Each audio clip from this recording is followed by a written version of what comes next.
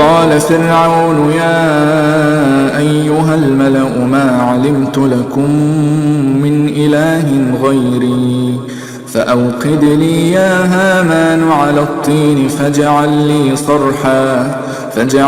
صرحا لعلي أطلع إلى إله موسى وإني لأظنه من الكاذبين.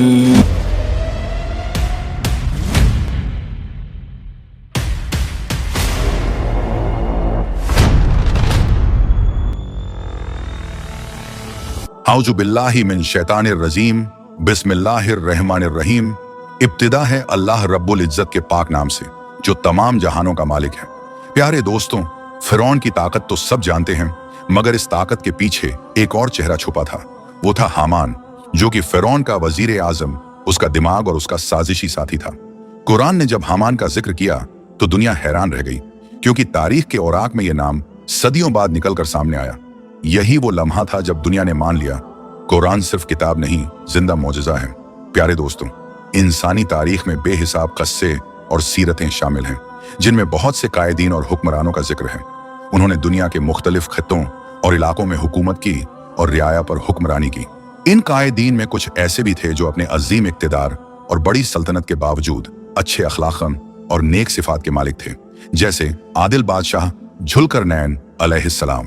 اور ان قائدین میں کچھ برے مزاج کے، خبیث عقیدے اور گندے نفس والے بھی تھے، جو ظالم تھے اور ان کا رویہ تکبر اور غرور سے بھرا ہوا تھا، جیسے فرعون نامی ظالم حکمران جس نے قدیم زمانے میں مصر پر حکومت کی۔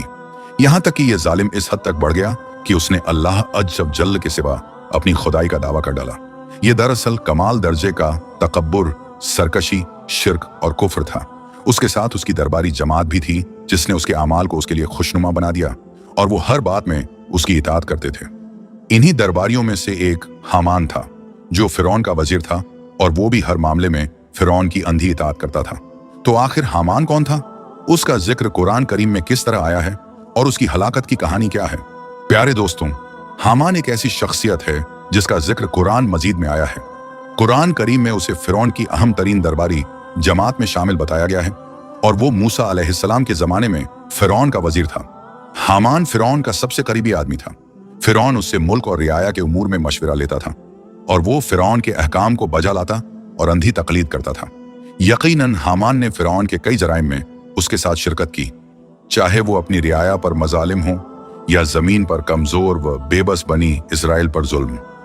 جب فرعون بنی اسرائیل کے بیٹوں کو قتل کرتا اور ان کی عورتوں کو زندہ چھوڑتا تھا تو حامان بھی اس جرم میں شامل تھا۔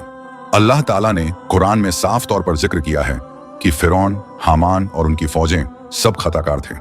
جب اللہ تعالیٰ نے اپنے نبی موسیٰ علیہ السلام کو مبعوث کیا اور فرعون تک ان کی رسالت اور دعوت توحید کی خبریں پہنچیں تو فرعون پر یہ بات سخت گزری کہ موسیٰ علیہ السلام لوگوں کو صرف اللہ کی عبادت کی طرف بلا رہے ہیں اور اللہ کے سوا سب کی عبادت چھوڑ دینے کا کہتے ہیں۔ فرعون خود خدائی کا دعویٰ کرتا تھا اور مصریوں کے لیے اپنے سوا کسی کو معبود نہیں مانتا تھا۔ اس لیے اس ظالم نے حامان کو بلایا اور اسے حکم دیا کہ وہ اس کے لیے مٹی اور اینٹوں سے اونچے محل تعمیر کرے اور ان پر آگ بھڑکائے۔ کچھ مفسرین نے ذکر کیا ہے کہ یہ محل یا قلعہ جو حامان نے فرعون کے لیے بنایا، اس سے اونچی عمارت اس وقت تک کسی نے نہیں دیکھی تھی، اور وہ آگ میں پکی ہوئی اینٹوں سے بنایا گیا تھا۔ اسی لیے قرآن میں آیا ہے، اے حامان، میرے لیے مٹی پر آگ جلاؤ اور ایک بلند عمارت بناؤ۔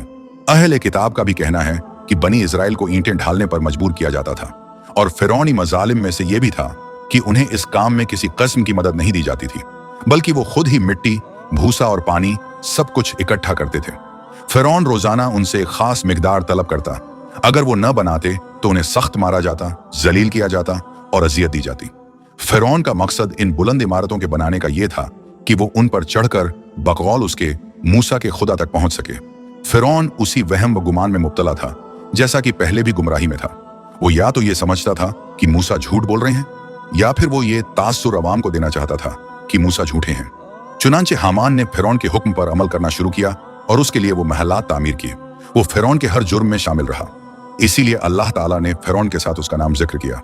آخرکار اس کا انجام بھی فرعون اور اس کی فوج کے انجام جیسا ہوا۔ حامان بھی ان گرکش ہونے والوں میں تھا، وہ بھی بحر خلجم میں ڈوب کر مر گیا۔ اللہ تعالیٰ نے قرآن میں حامان کا ذکر کرتے ہوئے فرمایا، فرعون نے کہا، اے حامان، मेरे लिए मिट्टी को आग पर जलाकर ईंटें तैयार कर और मेरे लिए एक शानदार महल बना, शायद मैं मूसा के माबूद तक पहुंच जाऊं। हालांकि मेरा गुमान यही है कि वो झूठ बोल रहा है। ये आयत सूरह कस्स की है, जिससे पता चलता है कि हामान पत्थरों और ईंटों के बड़े कामों का निगरान था। और हम देखते हैं कि फिरौनियों के किसी और दौर में हामान नामी वजीर नहीं था, सिवा मूसा अलैहिस्सलाम के जमाने के। अगर ये सिर्फ कोई ओहदा या पेशा होता तो ये नाम दूसरे फिरौनी अदवार में भी बार बार आता, जैसे फिरौन का लक़्ब बार बार आया। लेकिन ये सिर्फ उसी दौर में आया। इससे साबित होता है कि ये एक जाति नाम था, महज पेशा नहीं। तहकीक करने वाले उलमा ने भी बताया है कि हामान का जिक्र कदीम कुतुब में मिलता है और इसके मानी पत्थरों और कान कनी के कामों के सरबराह के हैं। ये बिल्कुल कुरान के इस बयान से मुताबिकत रखता है कि फिरौन ने हामान को बुलंद इमारत बनाने का हुक्म दिया था। इस तरह वो हकीकत में फिरौन के जमाने में इमारतों का इंचार्ज था। इमाम फखरुद्दीन राजी रहमतुल्लाह अलैह ने कहा, यहूदियों का दावा है कि बनी इजराइल और फिरौन के मुर्खिन के मुताबिक हामान मूसा और फिरौन के जमाने में था ही नहीं, बल्कि वो इनके बाद एक तवील जमाने में आया। इसलिए कहना कि हामान फिरौन के जमाने में मौजूद था तारीख की गलती है। लेकिन यह भी कहा गया कि यह मुमकिन है कि एक और शख्स हो जो उसी नाम का हो और फिरौन के जमाने में जिंदा रहा हो। इनका एतराज ये है कि अगर हामान वाकई फिरौन का वजीर था तो ऐसा शख्स मामूली ना होता, बल्कि मशहूर होता और उसकी सिफात व हालात जरूर तारीख में दर्ज होते। लेकिन चूंकि मुर्खिन ने इसका जिक्र नहीं किया, इसलिए यह गलती है।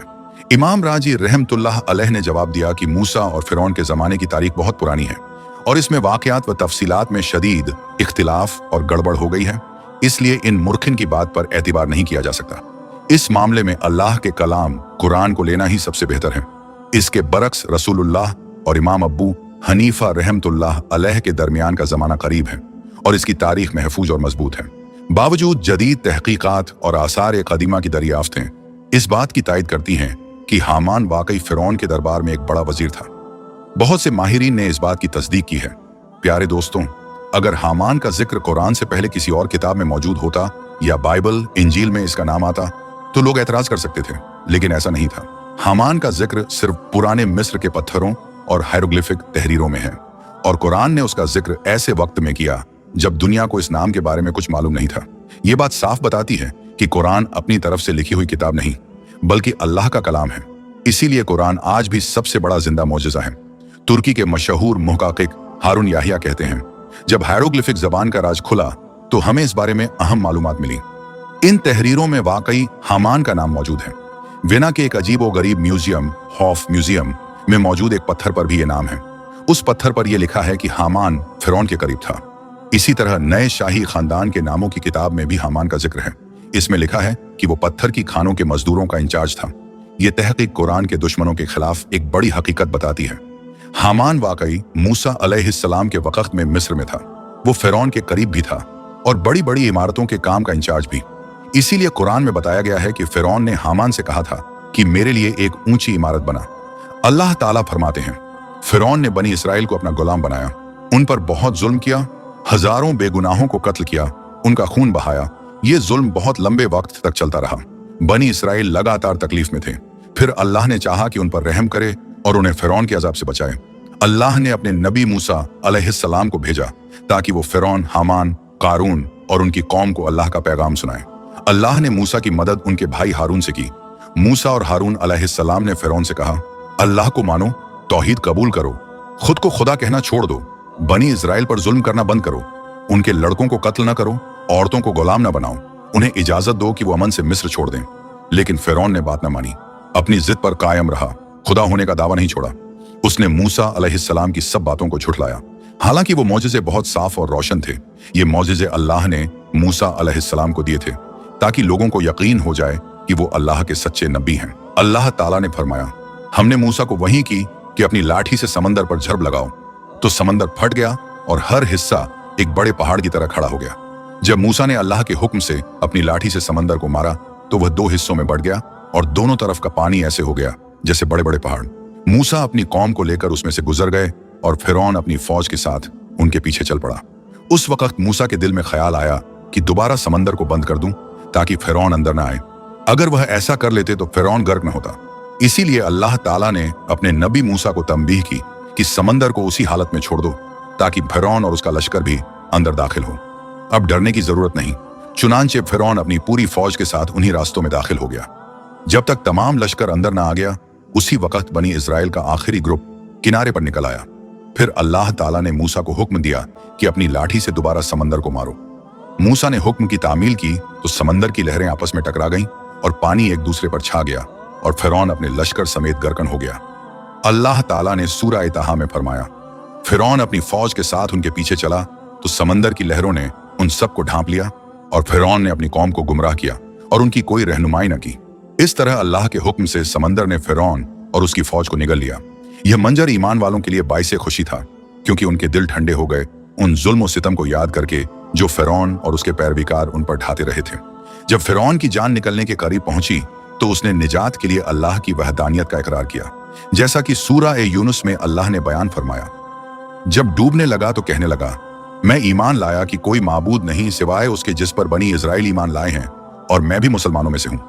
लेकिन उस वक्त तक तौबा का दरवाजा बंद हो चुका था, क्योंकि जब जान हलक तक पहुंच जाए या सूरज मगरिब से निकल आए तब तौबा कबूल नहीं होती। हजरत जिब्रील फिरौन को देख रहे थे और डर रहे थे कि कहीं अल्लाह ताला अपनी वसीया रहमत से इसकी तौबा कबूल न फरमा ले। इसीलिए जिब्रील समंदर की मिट्टी लेकर उसके मुंह में डालने लगे ताकि वह सही तरीके से कलिमा अदा न कर सके। लेकिन असल में उसकी तौबा पहले ही नाकाबिल कबूल हो चुकी थी, क्योंकि वह वक्त खत्म हो चुका था। अल्लाह ताला ने सूरह यूनुस में फरमाया, अब ईमान लाता है, हालांकि इससे पहले तूने नाफरमानी की और तू फसाद करने वालों में से था। आज हम तेरे बदन को बचा लेंगे ताकि तू बाद वालों के लिए निशानी बन जाए। यूं फिरौन की लाश पानी पर तैरती हुई किनारे तक पहुंची। कमजोर और मजलूम लोग जो कल तक उससे डरते थे, आज उसी की लाश को बेबस और जलील हालत में देख रहे थे। ये तो दुनिया की सजा थी और आखिरत में यही फिरौन अपनी कौम को जहन्नम की तरफ लेकर जाएगा। जैसा कि कुरान में आया, वह कयामत के दिन अपनी कौम के आगे आगे चलेगा और उन्हें जहन्नम में दाखिल करेगा और वह बहुत ही बुरा ठिकाना है। ऐसा ईमान जो अंजाम देख लेने के बाद आए फायदा नहीं देता। जैसा कि सूरह गाफिर में फरमाया गया, जब उन्होंने हमारा अजाब देखा तो कहने लगे, हम सिर्फ अल्लाह पर ईमान लाते हैं और उन सब को झुठलाते हैं जिन्हें हम शरीक बनाते रहे थे। लेकिन जब उन्होंने हमारा अजाब देख लिया तो उनका ईमान उनके कुछ भी काम ना आया। यही अल्लाह का दस्तूर है जो पहले बंदों के बारे में गुजर चुका, और ऐसे वक्त काफिर हमेशा नुकसान उठाते हैं। हजरत जिब्रील को फिरौन पर सख्त गुस्सा था, क्योंकि उसने कहा था, मैं तुम्हारा सबसे बड़ा रब हूं। और जिब्रील अपने रब की अजमत को मानने वाले और उसके हक तौहीद पर गैरत रखने वाले हैं। यूं अल्लाह ताला ने बनी इजराइल पर अपनी नेमत पूरी कर दी। फिरौन की मौत के बाद उनके दुख दर्द खत्म हुए और वह आजादी और सुकून की जिंदगी पाने लगे। अब न वह डर था, न जिल्लत, न गुलामी। ये सब इसलिए कि फिरौन हद से बढ़ा हुआ काफी और जालिम था। उसने अल्लाह को चैलेंज किया और खुद को खुदा कहा। वह सबसे बड़े काफिरों में से था, सबसे ज्यादा जालिम, खून बहाने वाला और मुतकब्बिर इंसान था।